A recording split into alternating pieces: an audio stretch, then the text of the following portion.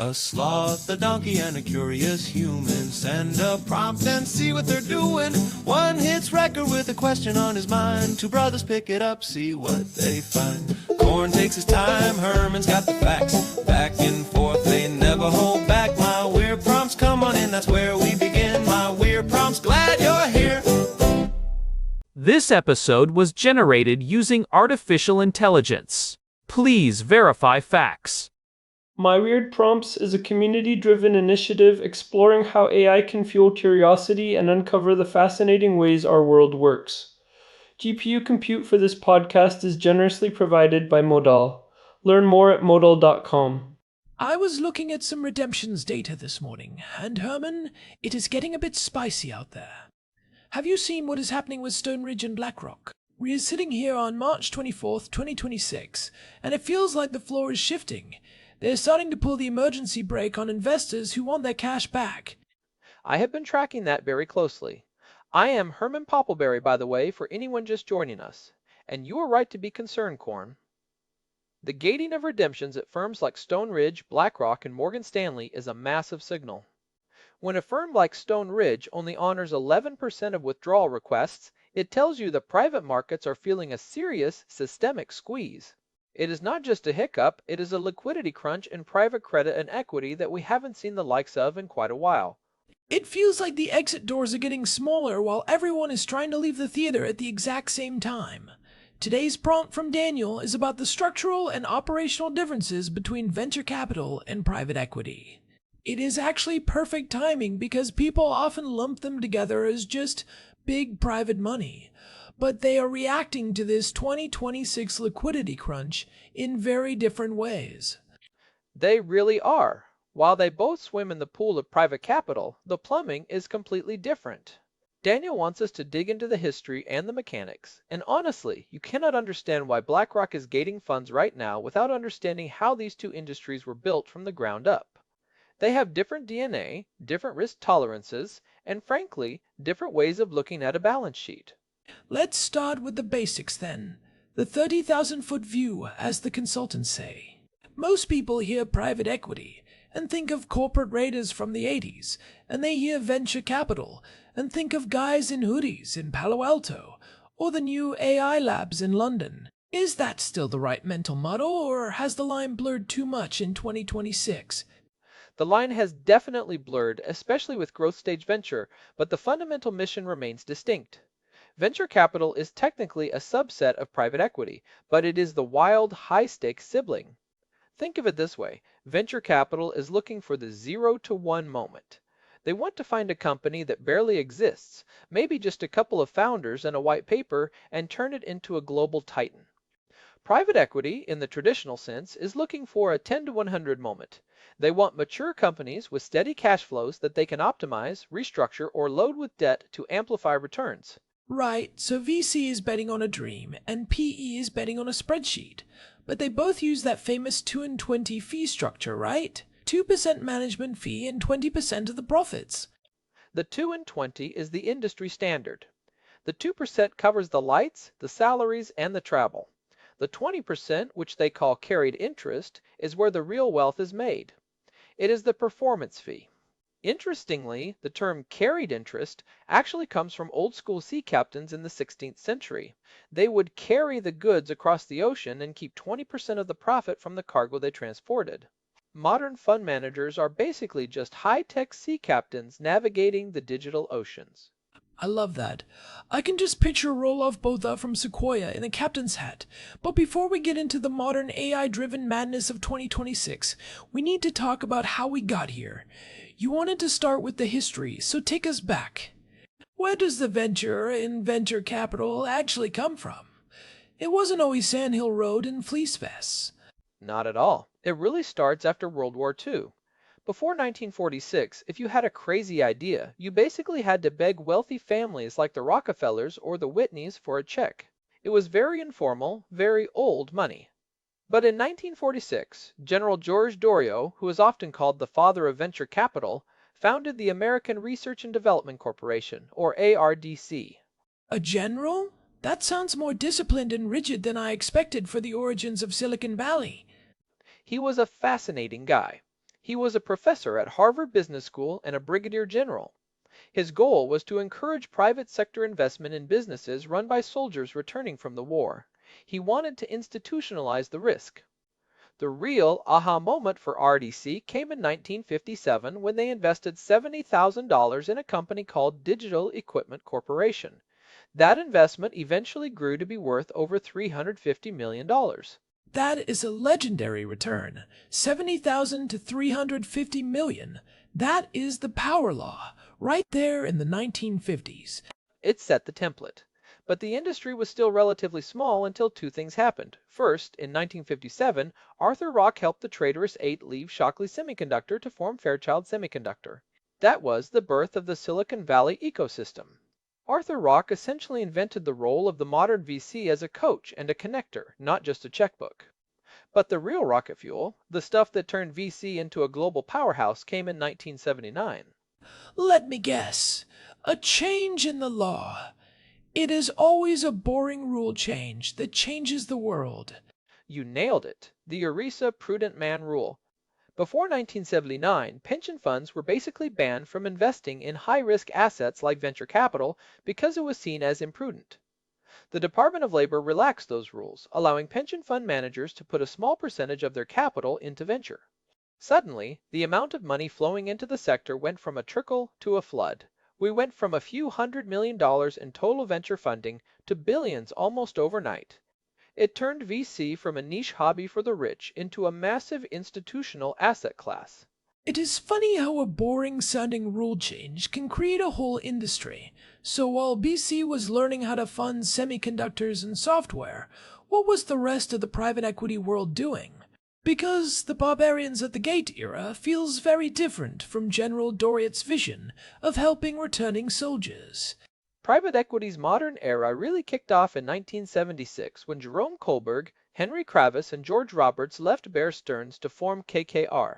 They pioneered the leveraged buyout, or LBO. The idea was simple but aggressive. Use a little bit of your own money and a whole lot of borrowed money to buy a company. You use the company's own cash flow to pay off the debt, improve the operations, and then sell it for a massive profit. It sounds like buying a house with a huge mortgage, fixing it up, and flipping it. But the house is a multi-billion-dollar corporation like Nabisco or Toys R Us. That is exactly the mechanism. The peak of that era was the 1989 takeover of RJR Nabisco for $31.1 billion. It was a cultural phenomenon. It showed that no company was too big to be taken over. But it also gave private equity a reputation for being vultures who just cut costs, fired people, and stripped assets to pay back the bank. It was the era of Gordon Gekko, and greed is good. And that is a reputation they have been trying to shake for 30 years. Though, if you look at someone like Orlando Bravo at Thoma Bravo today, the strategy seems to have shifted from cut to the bone to software operational excellence. Orlando Bravo is a great example. He has been very vocal lately, especially this month in March 2026, defending the sector against claims that we are in a private credit debacle. He argues that modern private equity, especially in software, is about making companies better, not just leaner. Thoma Bravo buys mature software companies, fixes their pricing models, improves their recurring revenue, and scales them. It is much more industrial and systematic than the corporate rating of the 80s. They aren't looking for a vulture play, they are looking for an efficiency play. Okay, so we have the history. VC is the high-growth, high-risk child of the 1970s rule changes. PE is the debt-fueled operational restructuring engine. Let's talk about the math, because this is where the two really diverge in terms of how they handle a crisis like the one we are seeing today. The math of venture capital is governed by the power law.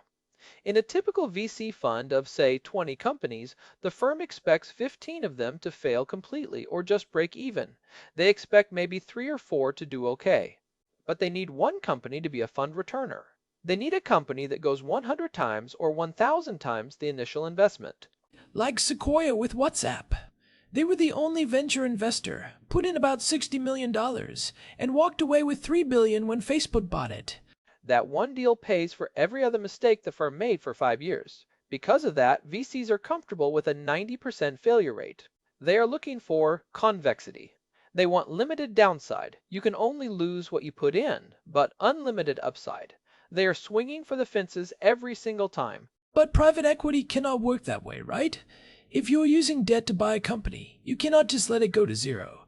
The bank wants their money back whether the company is disrupting an industry or not. You hit the nail on the head.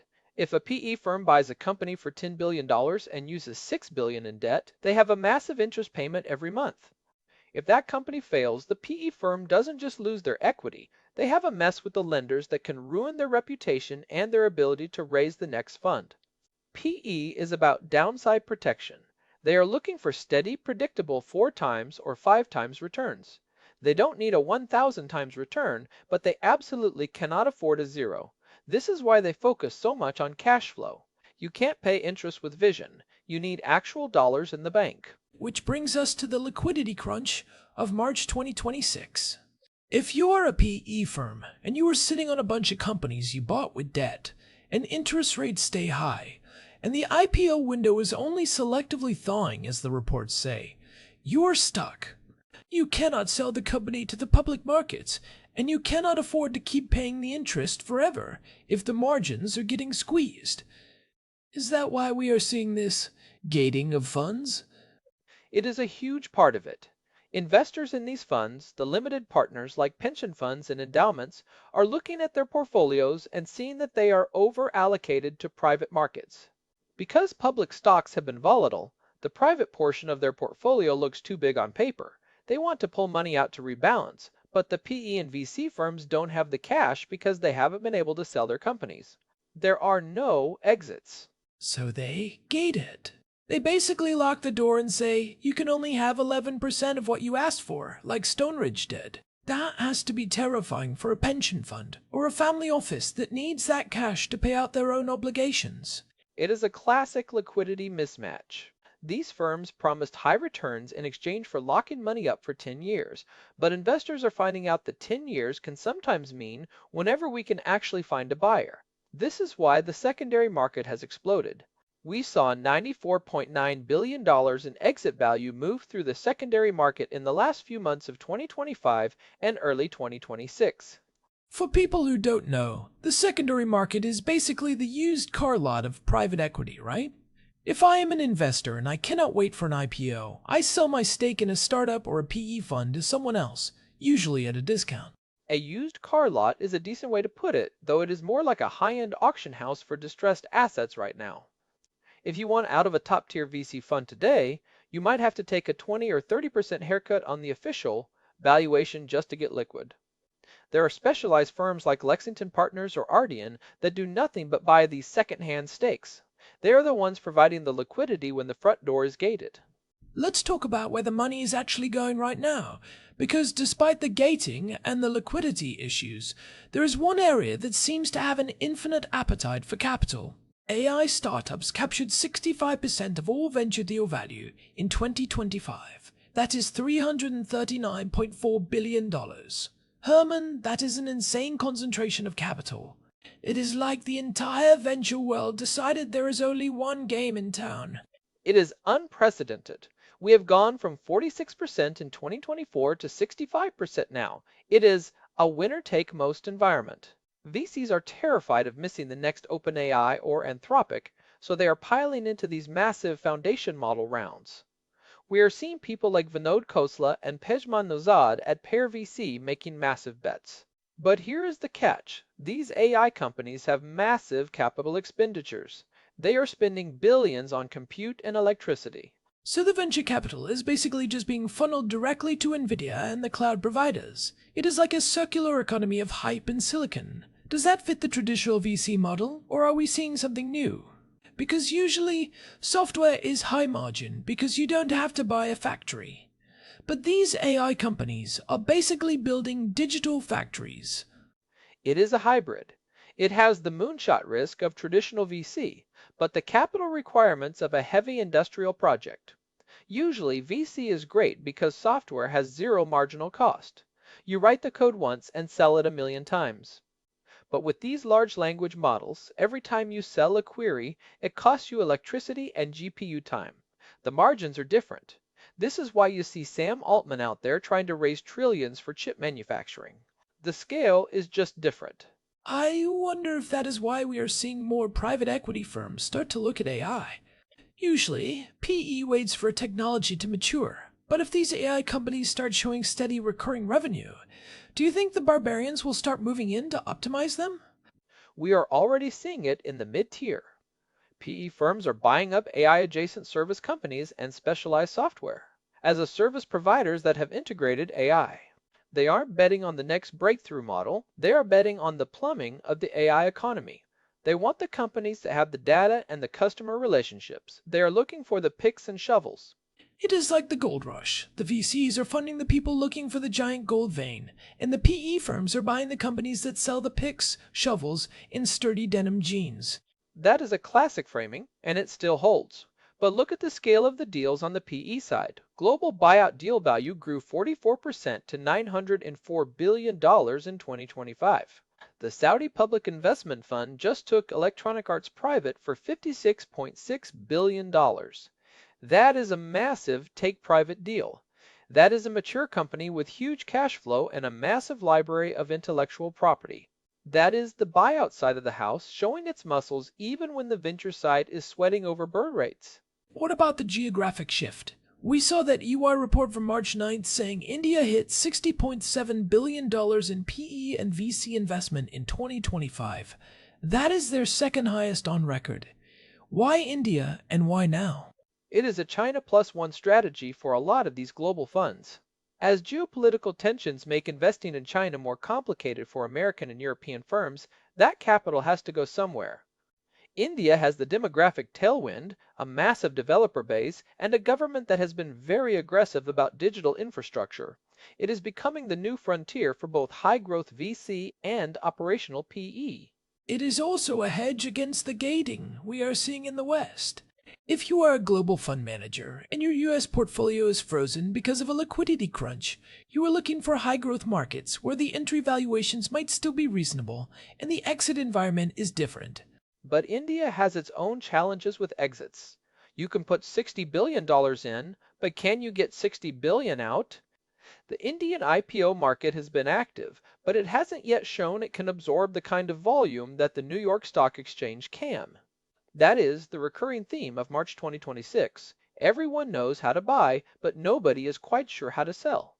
Which brings us back to Daniel's question about the difference. If you are an entrepreneur or a business owner, which one do you want? If I am running a company, do I want the VC guy who thinks I am a 1 in 20 lottery ticket, or the PE guy who wants to check my margins every Tuesday morning? It depends on your stage and your ego. If you want to change the world and you don't mind being diluted down to 10% of your company in exchange for $1 billion valuation, you go VC. You get the visionary partners like Vinod Khosla or Roelof Botha. They will push you to grow at all costs because they need that power law return. Growth at all costs sounds a lot more dangerous in 2026 than it did in 2021, when money was basically free. It is much more dangerous. The burn rate conversation has returned with a vengeance. VCs are now telling their founders to get to default alive, meaning they can survive on their own revenue if the next funding round doesn't happen. That used to be a private equity mindset. The two worlds are converging because the free money era is over. So the VCs are acting like PE, and the PE firms are buying tech companies. The distinction is really about the capital structure, isn't it? PE uses debt as a lever. VC uses equity as a fuel. That is the most elegant way to put it. PE uses the leverage in leveraged buyout to magnify returns. If you buy a company for $100 using 20 of your own and 80 from the bank, and the company value goes up to $120, you have doubled your $20 investment. That is a 50% return on a 20% increase in company value. That is the magic of leverage. But if the value goes down to 80, you are wiped out. Your $20 is gone, and the bank owns the company. That is the cliff. VC doesn't have that cliff in the same way. If a VC-backed company loses 20% of its value, the VC still owns their shares. They are just worth less. There is no bank coming to seize the keys unless the company literally runs out of cash. This is why PE firms are so obsessed with downside protection and covenants. They are constantly looking over their shoulder at the lenders. Let's talk about the 2 and 20 model again, because I want to connect this to episode 1502. We talked about how family offices are starting to bypass these firms entirely. If you are a massive family office with $5.5 trillion in assets, why pay a PE firm a 2% fee every year just to hold your money, and then give them 20% of the profits? They are asking that exact question. Why pay the middleman fee? Many family offices are now hiring their own teams of ex-Goldman Sachs or ex-KKR analysts and doing the deals themselves. This is putting huge pressure on the mid-market PE and VC firms. They have to prove they provide alpha, that they have a special sauce or a network that the family offices can't replicate. Is that why we are seeing more specialization? Like Peer VC focusing purely on the seed stage, or Thoma Bravo focusing purely on software? Specialization is the only defense against the commoditization of capital. If you are just money, you are a commodity. If you are the guys who know how to scale an AI infrastructure company in Southeast Asia, you can still charge 2 and 20. But the days of the generalist fund that just buys anything that looks profitable are numbered. I want to go back to the gating for a second, because I think it is the most important takeaway for our listeners who might have exposure to these markets. When Stone Ridge or BlackRock gates a fund, what does that actually mean for the broader economy? Is this a canary in the coal mine for a larger financial crisis, or just a temporary logjam? It is a sign of stale pricing. In the public markets, if news breaks, the price of a stock changes in milliseconds. In private markets, valuations are often based on last round or comparables. If a company raised money 2 years ago at a $10 billion valuation, the fund still carries it at $10 billion on their books, even if in the real world of 2026 it is only worth $5 billion. So the investors want to pull their money out at the $10 billion price before the fund admits it is actually $5 billion. It is like trying to sell your house at 2021 prices when it is 2026. That is the run on the bank. Dynamic. The managers gate the fund to prevent a fire sale. They don't want to be forced to sell their best assets at a massive discount just to pay back a few nervous investors. It is a protective measure for the fund, but it also destroys trust. If I cannot get my money out when I need it, I am going to think twice before I put money into the next fund. It breaks the illiquidity premium promise. It feels like a reckoning for that illiquidity premium. For years, people were told that locking your money up was a good thing because it stopped you from panic selling and gave you higher returns. Now, they are realizing that illiquid actually means stuck. The illiquidity premium only works if the returns are actually higher. If you are locked up for 10 years and you get the same return as the S&P 500, you just paid a 2% fee for the privilege of being trapped. That is the conversation happening in boardrooms all over the world this month. So, to summarize for Daniel's prompt, venture capital is the legacy of General Doriot and Arthur Rock.